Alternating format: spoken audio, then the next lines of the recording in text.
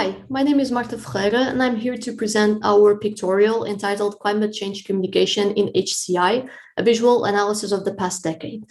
As a communication designer, I wanted to understand how the HCI community was dealing with certain communication and interaction projects when tackling climate change as a topic towards the general public. So we created a survey of the past decade by searching the ACM digital library for the terms climate change, climate crisis, and global warming. And we ended up with a corpus of 40 projects, which we analyzed and asked certain questions of the data. So here on this next visualization, we showcase an overview of the past decade and all the elements that we took from the data we try to represent here. And we created several visualizations from the different aspects that we analyzed, but here I will focus on the ones that are more obvious for the implications for design that we suggest for future work. So on this next visualization, we looked at how the topics developed over time, over the past decade. And we noticed that there was a difference in the focus of the topics over time. So it seems that topics follow trends over time. For example, before 2016, there was a bigger interest in the topic of energy, but then from 2016 forwards, the focus was more on biodiversity and lifestyles as topics. So it seems that the topic does follow trends. And from this analysis, we suggest an implication for design that there is opportunity for exploration in less developed themes. So the researcher should think of impact and the audience that they are communicating to.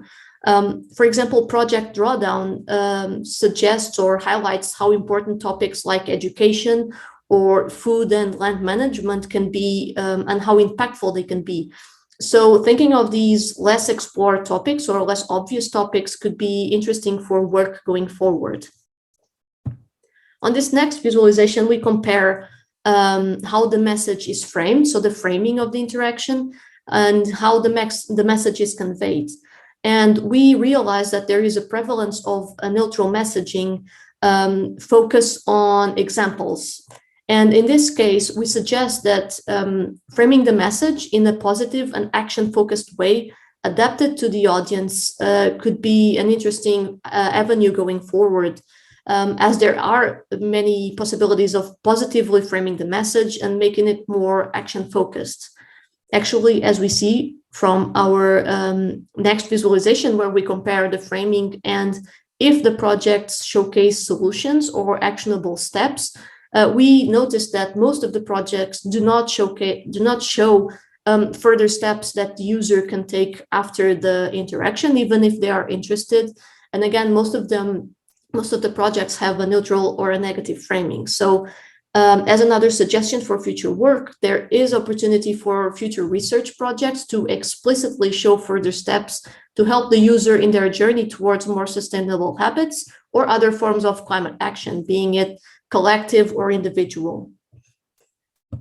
On this next visualization, where we compare the framing to the context where the projects were showcased or presented, most of the projects were created for what we call institutions. So for example, for museums, for offices or companies. So we suggest, for example, that they're considering the need to reach an interested audiences on the topic. There are interesting interaction possibilities to be explored in places of passage, places of daily routine, where there isn't a barrier with the audience, for example.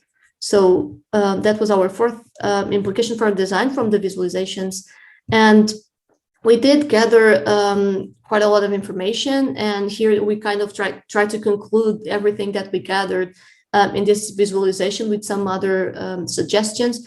But basically, we hoped with this analysis to trigger the imagination of the researchers and to help in future work connected to climate change communication to the general public. So we hope that these implications for design are useful for future work and to instigate other ways of exploring the topic.